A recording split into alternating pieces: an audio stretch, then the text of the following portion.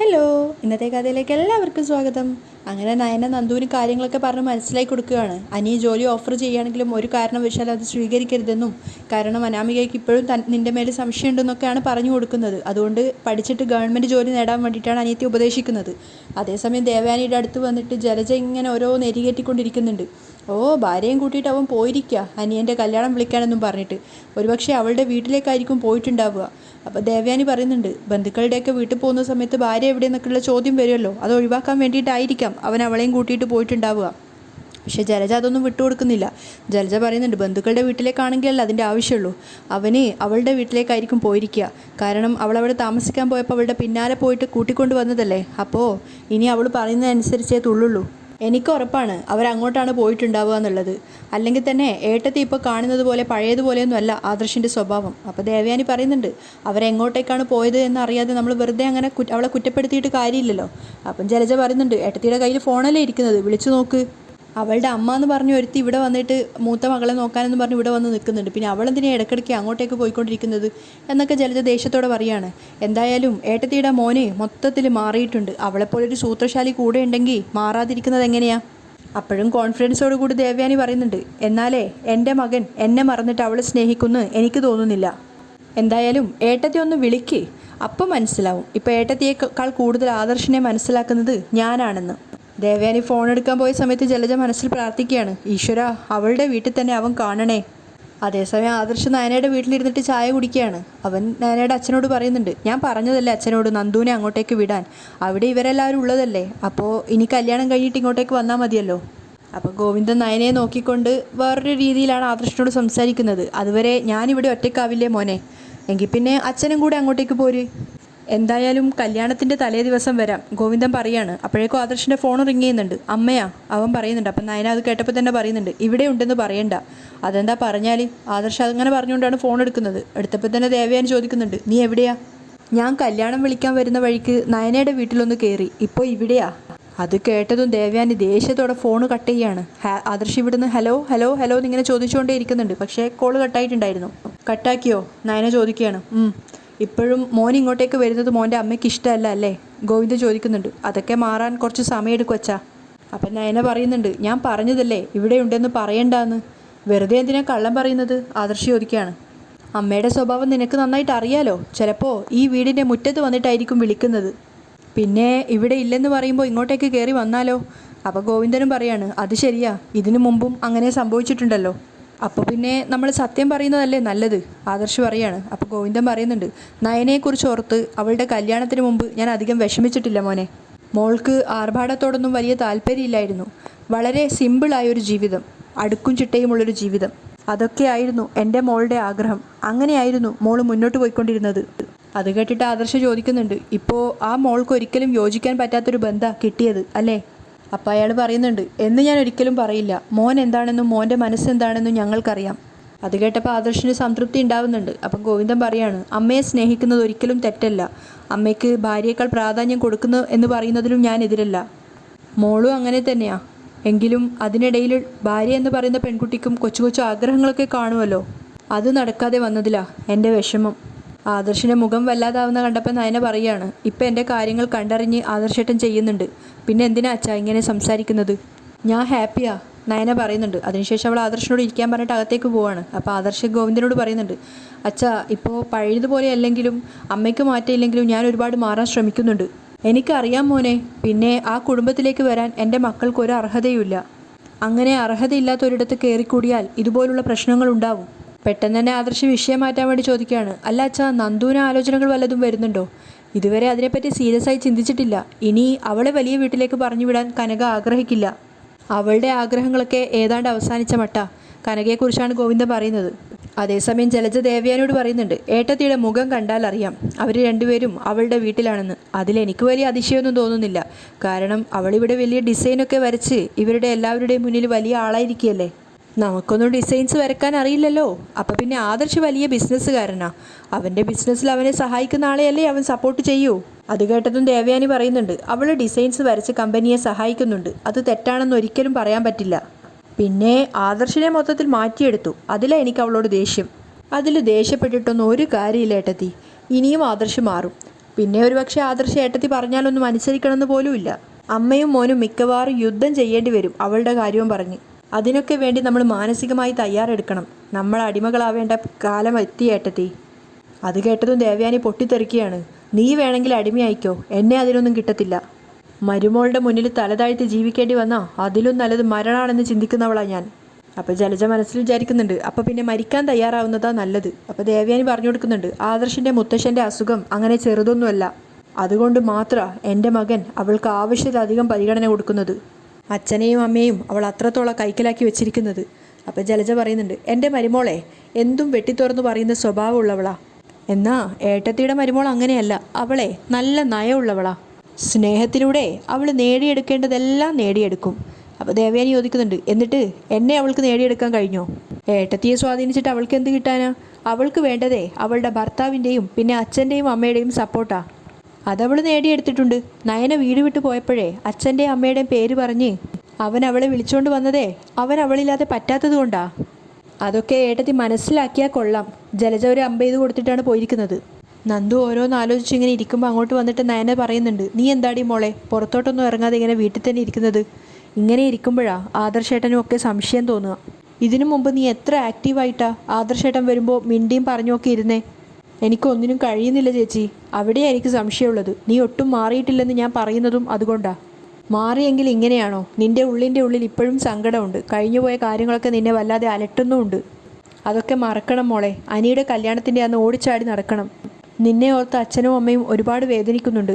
ഞാൻ പറഞ്ഞ പോലെ നല്ലൊരു ജോലിയൊക്കെ വാങ്ങിച്ച് ഒന്ന് സെറ്റിലാവാൻ നോക്ക്. നിൻ്റെ ഇപ്പോഴത്തെ സ്വഭാവ രീതി കണ്ട പൈസ ഇല്ലെങ്കിലും അച്ഛനും അമ്മയും നിന്നെ കെട്ടിച്ചു വിടാൻ നോക്കും. അത് കേട്ടതും നന്ദു ദേഷ്യത്തോടെ പറയുന്നുണ്ട്, ഇനിയേ അതും കൂടി പറഞ്ഞെന്നെ ബുദ്ധിമുട്ടിച്ചാൽ ഞാൻ എങ്ങോട്ടെങ്കിലും ഇറങ്ങിപ്പോവും. എനിക്ക് കല്യാണമൊന്നും വേണ്ട. അപ്പം നയന പറയുന്നുണ്ട്, കല്യാണം വേണ്ടായിട്ടാണോ നീ അനിയെ സ്നേഹിച്ചത്? അത് പറ്റിപ്പോയി. അപ്പം നയന പറയാണ്, അതാ പറഞ്ഞത്, നമ്മൾ പോലും അറിയാതെ നമ്മുടെ ജീവിതത്തിലേക്ക് ആരെങ്കിലുമൊക്കെ കടന്നു വരും. അതുകൊണ്ടാണ് പറഞ്ഞത്.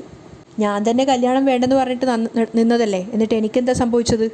പറ്റിയ ആലോചന വരുമ്പോൾ കല്യാണം കഴിക്കണം. അങ്ങനെ വന്നില്ലെങ്കിൽ കല്യാണം കഴിക്കാതിരിക്കുന്നതാണ് നല്ലത്. അതിനോട് എനിക്ക് യോജിപ്പാ. എന്നും തല്ലാനും വഴക്കിടാനും ഒരാളെ കൂടെ കൂട്ടേണ്ട കാര്യമില്ലല്ലോ. ജീവിത പങ്കാളി എന്ന് പറയുമ്പോൾ സന്തോഷങ്ങളും വിഷമങ്ങളും എല്ലാം ഷെയർ ചെയ്യണം. അല്ലെങ്കിൽ ആ വാക്കിന് പോലും അർത്ഥമില്ലാതാവും. അപ്പം നന്ദു പറയുന്നുണ്ട്, ചേച്ചി എങ്ങനെയെങ്കിലും ആദർശേട്ടനെ മൊത്തത്തിലൊന്ന് മാറ്റിയെടുക്കാൻ നോക്ക്. അച്ഛനും അമ്മയ്ക്കും തുണയായി ഒരാളെങ്കിലും ഈ വീട്ടിൽ വേണം. അതുകൊണ്ട് ഞാനിവിടെ തന്നെ കഴിഞ്ഞോളാം. അപ്പം നയന പറയുന്നുണ്ട്, ഇങ്ങനെയൊന്നും കഴിഞ്ഞാൽ പോരാ. നീ പഴയതുപോലെ സ്മാർട്ട് ആവണം. പിന്നെ നിന്നെ കല്യാണത്തിനൊന്നും ആരും നിർബന്ധിക്കില്ല. അത് വെറുതെ അഭിനയിച്ചാൽ പോരാ. മൊത്തത്തിൽ നീ ഒന്ന് മാറണം. നന്ദു സമ്മതിക്കുകയാണ്. ആ സമയത്ത് ആദർശ് ഗോവിന്ദനോട് പറയുന്നുണ്ട്, എന്തായാലും അച്ഛൻ നന്ദുവിനെയും കൂട്ടി തലേന്ന് തന്നെ വരണം. അതിൽ മാറ്റമൊന്നും ഉണ്ടാവരുത്. അതാ ഞാനിങ്ങനെ ഇടയ്ക്കിടയ്ക്ക് ഓർമ്മിപ്പിക്കുന്നത്. അങ്ങോട്ടേക്ക് വന്ന നന്ദുവിനോടും ആദർശ് അത് തന്നെയാണ് പറയുന്നത്. തലേ ദിവസം വരണമെന്ന് ഞാൻ അച്ഛനോട് പറഞ്ഞിട്ടുണ്ട്. അതുപോലെ 2 ചേച്ചിമാരും അവിടെ ഉള്ളതുകൊണ്ട് നന്ദു ഇടയ്ക്കിടയ്ക്ക് അങ്ങോട്ടേക്ക് വരണം. നന്ദുവിന് ഏറ്റവും കൂടുതൽ ഇഷ്ടം നയനയാണല്ലോ. എന്നിട്ടും മുഖത്തൊരു തെളിച്ചം വന്നിട്ടില്ല കേട്ടോ. എന്തൊക്കെയോ വിഷമങ്ങളുണ്ടെന്ന് മനസ്സിലായി. എന്നിട്ട് നയനോട് പറയാണ്, അതൊക്കെ ചോദിച്ച് മനസ്സിലാക്കിയിട്ട് പരിഹരിക്കാൻ ശ്രമിക്കണം. ഇവൾക്ക് കുഴപ്പമൊന്നുമില്ല ആദർശേട്ടാ. അനിയുടെ ബെസ്റ്റ് ഫ്രണ്ടാണ് നന്ദു എന്ന് എനിക്കറിയാം. നന്ദുവിനെക്കുറിച്ച് അവന് വളരെ മതിപ്പാണ്. പെൺകുട്ടികളായാൽ ഇങ്ങനെ വേണമെന്ന് അവൻ ഇടയ്ക്കിടയ്ക്ക് പറയാറുണ്ട്. അങ്ങനെയുള്ളപ്പോൾ വിവാഹത്തിന് അവനെ ഒരുക്കിയിറക്കേണ്ടത് നന്ദുവും നിങ്ങളുടെ ഫ്രണ്ട്സ് എല്ലാവരും കൂടിയാ. അങ്ങനെയാണല്ലോ നിങ്ങളുടെ കമ്പനി. അവനും ഇപ്പോൾ എന്തൊക്കെയോ ഡിപ്രഷനെല്ലാം നടക്കുന്നത്. കുറ്റം പറഞ്ഞിട്ട് കാര്യമില്ല. അവന് കല്യാണത്തോട് വലിയ താല്പര്യമൊന്നും ഇല്ലായിരുന്നു. ആ ഇടയ്ക്ക ഒരു പെൺകുട്ടി അവൻ്റെ ജീവിതത്തിലേക്ക് ഇടിച്ചു കയറി വന്നത്. പിന്നെ മുത്തശ്ശൻ വാക്ക് കൊടുക്കുകയും ചെയ്തു. ഇനിയിപ്പോൾ ഒരു കാരണവശാലും അതൊന്നും മുടക്കാനും പറ്റില്ല. അതുകൊണ്ട് അന്നത്തെ ദിവസം അവനെ സന്തോഷിപ്പിച്ച് വിടേണ്ടത് നന്ദുവിൻ്റെയും കൂട്ടുകാരുടെയും കടമയാണ്. ഒക്കെ കേട്ട് നന്ദു വിഷമിച്ച് നിൽക്കുകയാണ്. അപ്പോഴേക്കും ആദർശ് ഗോവിന്ദനോട് യാത്ര ചോദിച്ചിറങ്ങുന്നുണ്ട്. ഒപ്പം തന്നെ നയനയും. അവർ പോയപ്പം ഗോവിന്ദൻ പറയുന്നുണ്ട്, തലേ ദിവസം പോകാൻ ആദർശമോ നിർബന്ധിച്ചുകൊണ്ടിരിക്കുന്നുണ്ട്. അപ്പം നന്ദു പറയാണ്, നമുക്ക് കല്യാണത്തിൻ്റെ അന്ന് പോയാൽ പോരാ അച്ഛാ. പോരാ, നിൻ്റെ മനസ്സിൽ അനിയില്ലെന്ന് നീ പറഞ്ഞു കഴിഞ്ഞു. ഇനി അവന് ഉണ്ടാവില്ലെന്ന് നീ നിൻ്റെ ചേച്ചിക്ക് വാക്കും കൊടുത്തതാ. എന്നിട്ട് മാറി നിന്നാലേ മറ്റുള്ളവർ സംശയിക്കും. അതുപോലെ തന്നെ നിൻ്റെ മനസ്സിൽ അനിയില്ലെന്ന് ബോധ്യപ്പെടുത്തേണ്ടത് നിൻ്റെ കടമയാണ്. അതുകൊണ്ട് ആദർശ് പറഞ്ഞതുപോലെ അനിയെ ഒരുക്കേണ്ടത് നീയും നിൻ്റെ ഫ്രണ്ട്സും കൂടിയായിരിക്കണം. ആ സമയത്ത് ഇതുപോലെ ഗ്ലൂമി ആയിട്ടിരിക്കരുത്. സന്തോഷത്തോടു കൂടി വേണം അതെല്ലാം ചെയ്യാൻ. അപ്പം നന്ദു പറയുന്നുണ്ട്, എനിക്കതിനെ പറ്റുന്നു തോന്നുന്നില്ല അച്ഛാ. എന്താ പറ്റാത്തത്? നീ ഇങ്ങനെയൊന്നും ആയിരുന്നില്ലല്ലോ. ആയിരുന്നില്ല, പക്ഷേ ഇപ്പോൾ പഴയ നന്ദു അല്ല അച്ഛാ മുന്നിൽ നിൽക്കുന്നേ. എൻ്റെ മനസ്സിലൊരു ഭാരമുണ്ട്, അതങ്ങോട്ട് മാറുന്നില്ല. നന്ദു കരഞ്ഞുകൊണ്ട് അകത്തേക്ക് പോവുകയാണ്. ആദർശും നയനയും കാറിലിരിക്കുകയാണ്. ആദർശ് ആകെ ഡെസ്പായിട്ട് കണ്ടിട്ട് നയന ചോദിക്കുന്നുണ്ട്, എന്താ ഒന്നും മിണ്ടാത്തേ? ഏയ് ഒന്നുമില്ല, എനിക്ക് മനസ്സിലായി. ഇനി വീട്ടിൽ കയറി ചെല്ലുമ്പോൾ അമ്മ വഴക്കു പറയുമോ എന്നുള്ള പേടിയായിരിക്കും. സാധാരണ 1-ാം ക്ലാസ്സിൽ പഠിക്കുന്ന പിള്ളേരാ ഇങ്ങനെ അച്ഛനെയും അമ്മയും പേടിക്കുന്നത്. ഇത് 10-30 വയസ്സായിട്ടും അമ്മയുടെ പേര് കേട്ട എല്ലാ ധൈര്യവും ചോരും. അതത്ര മോശം സ്വഭാവമായിട്ടൊന്നും എനിക്ക് തോന്നിയിട്ടില്ല. അമ്മമാരെ മക്കൾ ഭയക്കണം, ആദർശ് പറയാണ്. അപ്പം നയന പറഞ്ഞു കൊടുക്കുന്നുണ്ട്, അതിന് നമ്മൾ എന്തെങ്കിലും തെറ്റ് ചെയ്യുവാണെങ്കിൽ അമ്മമാരെ എന്നല്ല, നമ്മൾ സ്നേഹിക്കുന്ന എല്ലാവരെയും നമ്മൾ ഭയക്കണം. പക്ഷേ എൻ്റെ വീട്ടിലേക്ക് വരുന്നത് അത്ര വലിയ തെറ്റാണോ ആദർശേട്ടാ? അവനൊന്നും മിണ്ടാതിരിക്കുകയാണ്. ഇന്നത്തെ മിക്ക ചെറുപ്പക്കാരും ഭാര്യയ്ക്കും അമ്മയ്ക്കും ഇടയിൽ കിടന്ന് ശ്വാസം മുട്ടുന്നവരാ. 3 പേരും ഒറ്റ മനസ്സോടെ പോകുന്നത് വളരെ കുറവാണ്. അപ്പം നയന പറയുന്നുണ്ട്, ഇപ്പം ഇല്ല എന്ന് തന്നെ പറയാം. അവിടെയാണ് അനന്തപുരി തറവാടിൻ്റെ മഹിമ. അത് മറ്റാരുടെയും കാര്യം കൊണ്ടല്ല, അവിടെ നെടുന്തൂണായിട്ടുള്ള ആ മുത്തശ്ശൻ്റെ കഴിവാണ്. എല്ലാവരെയും ചൂണ്ടുവിരലിൽ നിർത്തുന്ന മുത്തശ്ശൻ. അപ്പോൾ ആദർശ് പറയുന്നുണ്ട്, ഇന്ന് ആ മുത്തശ്ശൻ ഒരുപാട് ഒതുങ്ങിയില്ലേ? ആർക്ക് നേരെയും മുത്തശ്ശൻ ഒന്നും ഇപ്പോൾ പറയാറില്ല. മുൻപൊക്കെ സ്കൂളിൽ പഠിക്കുന്ന സമയത്ത് ഞങ്ങൾക്ക് അച്ഛനെയും അമ്മയും പേടിയില്ലായിരുന്നു. എന്തെങ്കിലും ഒരു തെറ്റ് ചെയ്താൽ മുത്തശ്ശൻ തെറ്റ് മനസ്സിലാക്കിയാലും തല്ലാറില്ല, ഒരു നോട്ടം നോക്കും, പ്രത്യേകിച്ചൊന്നും പറയാറില്ല. പക്ഷെ അങ്ങനെ പറയാതിരിക്കുന്നതാണ് ഞങ്ങളുടെ പേടി. പിന്നെ കുറച്ച് ദിവസത്തേക്ക് മിണ്ടില്ല. അപ്പോൾ അച്ഛനെയും അമ്മയും കൊണ്ട് റെക്കമെൻഡ് ചെയ്യിപ്പിക്കും മുത്തശ്ശൻ്റെ മനസ്സിൽ എന്താണെന്ന് അറിയാൻ. അപ്പോൾ പറയില്ല. അപ്പോൾ പിന്നെ സാഷ്ടാംഗം വീണങ്ങ് നമസ്കരിക്കും. അപ്പോഴാണ് മാപ്പ് തരുന്നത്. പക്ഷേ അങ്ങനെയുള്ളതിനും ഒരു നല്ല ഗുണമുണ്ട് കേട്ടോ. അങ്ങനെയുള്ള മുത്തശ്ശന്മാരുടെ ശിക്ഷണത്തിൽ വളരുന്ന മക്കൾ എന്തായാലും വഴിതെറ്റിപ്പോവില്ല. അന്നൊക്കെ മുത്തശ്ശൻ ബിസിനസ് ടൂർ പോകുമ്പോൾ വീട്ടിനകത്തൊരു ബഹളമായിരുന്നു. കാരണം ഞങ്ങൾക്കതൊരു ഉത്സവമാണ്. എന്നാൽ കുറച്ചങ്ങോട്ട് വളർന്നപ്പോഴാണ് ആ സ്നേഹത്തിൻ്റെയും കരുതലിൻ്റെയും ഒക്കെ മഹത്വം മനസ്സിലായത്. ആ ജീവിതമൊക്കെ ഇനി തിരിച്ചു കിട്ടുക എന്ന് പറഞ്ഞാൽ വലിയ പ്രയാസമാണ്. അത് കേട്ടതും നയനക്കും സങ്കടമാവുകയാണ്. അപ്പോൾ ആദർശ് പറയുന്നുണ്ട്, അതുകൊണ്ടാണ് മുത്തശ്ശന് ക്യാൻസർ ആണെന്ന് അറിഞ്ഞപ്പോൾ എൻ്റെ ഹൃദയം നിന്നുപോയത്. ആദർശ് വികാരഭരിതനായി കാറ് നിർത്തുകയാണ്. എന്നിട്ട് നയനോട് പറയുന്നുണ്ട്, ഇപ്പോൾ മുത്തശ്ശൻ്റെ അടുത്ത് പോയിരുന്നാൽ എനിക്ക് കരച്ചിൽ വരും, അതുകൊണ്ടാണ് ഞാൻ അങ്ങോട്ടേക്ക് പോവാത്തത്. ആദർശിന് പിന്നീട് സംസാരിക്കാൻ സാധിക്കുന്നുണ്ടായിരുന്നില്ല കരച്ചിൽ വന്നിട്ട്. അപ്പം നയന വിചാരിക്കുന്നുണ്ട്, എൻ്റെ ഭർത്താവിൻ്റെ ഹൃദയത്തിൽ എത്രത്തോളം നന്മയും സ്നേഹവും ഉണ്ടെന്ന് ഇതുപോലുള്ള ഘട്ടങ്ങളിൽ മനസ്സിലാക്കാം. എന്തൊക്കെ പറഞ്ഞാലും ഇനി ആദർശേട്ടനെ വിട്ട് എങ്ങോട്ടും പോകാൻ എനിക്കാവില്ല. ആദർശേട്ടൻ്റെ കരുതലും സ്നേഹവും എന്തെങ്കിലും ഒരിക്കൽ എനിക്കും കിട്ടുമെന്ന് എനിക്ക് വിശ്വാസമുണ്ട്. ദേവയാനി ആദർശിനെയും നയനയും കാത്തിരിക്കുകയാണ്. അങ്ങോട്ട് വന്നിട്ട് ജലജ ചോദിക്കുന്നുണ്ട്, ഇതുവരെ വന്നില്ല ഏട്ടത്തി? വരുമ്പോൾ വരട്ടെ. അപ്പം ജലജ പറയാണ്, ആദർശ് നയനയുടെ വീട്ടിലാണെന്ന് അറിഞ്ഞ നിമിഷം തൊട്ട് ഏട്ടത്തി ഒരേ ഒരു കാത്തിരിപ്പാണ്. അതുകൊണ്ട് നിനക്കെന്തെങ്കിലും നഷ്ടം വന്നോ? എൻ്റെ ഒരേ ഒരു മോന ആദർശ്. അതുകൊണ്ട് ഞാൻ നോക്കിയിരിക്കുന്നതിൽ എന്താ തെറ്റ്? തെറ്റൊന്നുമില്ല. ഇപ്പോഴൊക്കെ നോക്കിയിരുന്നാൽ ഒരുപക്ഷെ അവൻ വരുമായിരിക്കും. പക്ഷെ കുറച്ചു കാലം കഴിഞ്ഞാൽ ഭാര്യയോടൊപ്പം പുറത്തേക്ക് പോയ ആദർശ് ഏട്ടത്തി നോക്കിയിരിക്കുന്ന സമയത്ത് വരണമെന്നില്ല. ചിലപ്പോൾ 1-2 ദിവസം കഴിഞ്ഞിട്ടായിരിക്കും വരുന്നത്. ആയിക്കോട്ടെ, പക്ഷെ നീ എന്തിനാ അതും പറഞ്ഞ് എൻ്റെ മനസ്സിങ്ങനെ ഇട്ട് ഇളക്കുന്നത്? ഞാൻ ഇളക്കുമല്ല ഏട്ടത്തി. ഏട്ടത്തിയുടെ മനസ്സ് എനിക്കറിയാം. ഏട്ടത്തി ജീവിച്ചിരിക്കുന്നിടത്തോളം കാലത്തോളം ആദർശില്ലാതെ ഏട്ടത്തിക്കൊരു ജീവിതമില്ല. പക്ഷേ അതവൻ മറന്നു പോകുന്നു. അതാണ് എൻ്റെ പ്രയാസം. അപ്പോൾ ദേവയാനി പറഞ്ഞിട്ടുണ്ട്, ജലജെ, നിനക്കിപ്പോൾ 100 കൂട്ടം പ്രശ്നങ്ങളുണ്ട്. നിൻ്റെ മോനാണെങ്കിൽ തലതിരിഞ്ഞ ഒരുത്തനാ. അവനെ എങ്ങനെയെങ്കിലും നീ നേരെയാക്കാൻ നോക്ക്. എൻ്റെ മോൻ്റെ കാര്യം നോക്കാൻ എനിക്കറിയാം. അപ്പോഴേക്കും ആദർശ് നയനെ അങ്ങോട്ടേക്ക് വരുന്നുണ്ട്. നയന ആദർശിനോട് പറയാണ്, അമ്മ കാത്തിരിക്കുകയാണെന്ന് തോന്നുന്നു. അമ്മമാരാകുമ്പോൾ മക്കളെ കാത്തിരിക്കും. അതൊന്നും അത്ര പുതുമയുള്ള കാര്യമല്ല. ആദർശ് തിരിച്ചു പറയുന്നുണ്ട്, പേടിയില്ലേ? എന്തിനി? നീയേ ഒന്നും മിണ്ടാതെ പെട്ടെന്ന് അകത്തേക്ക് പോയിക്കോ. ആദർശ് പുഞ്ചിരിച്ചുകൊണ്ട് പറയാണ്. അതെന്താ? അത് ഞങ്ങൾ അമ്മയും മകനും തമ്മിൽ എന്തെങ്കിലും സംസാരം ഉണ്ടാവുകയാണെങ്കിൽ അത് നീ കേൾക്കേണ്ട കാര്യമില്ലല്ലോ. കേൾക്കുന്നത് കൊണ്ട് കുഴപ്പമൊന്നുമില്ലല്ലോ. എങ്കിൽ വാ. ആദർശ് നയനയും കൂട്ടിയിട്ട് അമ്മക്കരികിലേക്ക് പോവുകയാണ്.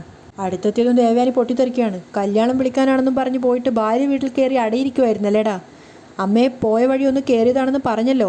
ആദർശ് പറയുന്നുണ്ട്, പോയ വഴി കയറാതിരിക്കാൻ പറ്റില്ലല്ലോ അല്ലേ? ജലജയും ഇടയിൽ കയറുകയാണ്. അപ്പം നയന പറയാണ്, ഞാനാ പറഞ്ഞത് അതുവഴി പോയപ്പോൾ വീട്ടിലൊന്ന് കയറാമെന്ന്. ഓ, അപ്പോൾ അത് കേട്ടതും അവൻ അങ്ങോട്ട് ചാടി കയറിയല്ലേ? അപ്പോൾ ആദർശ് പറയുന്നുണ്ട്, അമ്മേ, അതെൻ്റെ ഭാര്യ വീടാ. ഇപ്പോൾ നയനയല്ലാതെ മറ്റൊരു പെൺകുട്ടിയാണ് ഞാൻ കല്യാണം കഴിച്ചതെങ്കിൽ അവൾ എന്നെ ആ വീട്ടിലേക്ക് കൊണ്ടുപോവുക മാത്രമല്ല, അവിടെ കുറച്ച് ദിവസം താമസിക്കാനും പറയും. അതുപോലെ തന്നെ പെൺകുട്ടികളാവുമ്പോൾ അവരുടെ വീട്ടിലെ സ്വാതന്ത്ര്യം ഒരിക്കലും ഭർത്താവിൻ്റെ വീട്ടിൽ അവർക്ക് കിട്ടില്ല. അതുകൊണ്ട് അവർ സ്വന്തം വീട്ടിൽ പോയി നിൽക്കാൻ ആഗ്രഹിക്കും. അപ്പം ദേവയാനി ചോദിക്കുകയാണ്, എടാ, അവളുടെ അമ്മ ഇപ്പോൾ ഈ വീട്ടിലില്ലേ? അങ്ങനെയുള്ളപ്പോൾ നീ എന്തിനാ ഒരുങ്ങിക്കെട്ടി അങ്ങോട്ട് പോയത്? ഒരു കാര്യം നീ മനസ്സിലാക്കണം. ആദ്യമായിട്ടാണ് ഈ വീട്ടിലൊരു മരുമകൾ വരാൻ പോകുന്നത്. അപ്പോൾ ജലജ ചോദിക്കുക, അപ്പോൾ ഈ കയറി വന്നിരിക്കുന്ന 2 പേരും മരുമക്കളല്ലേ ഏട്ടത്തി?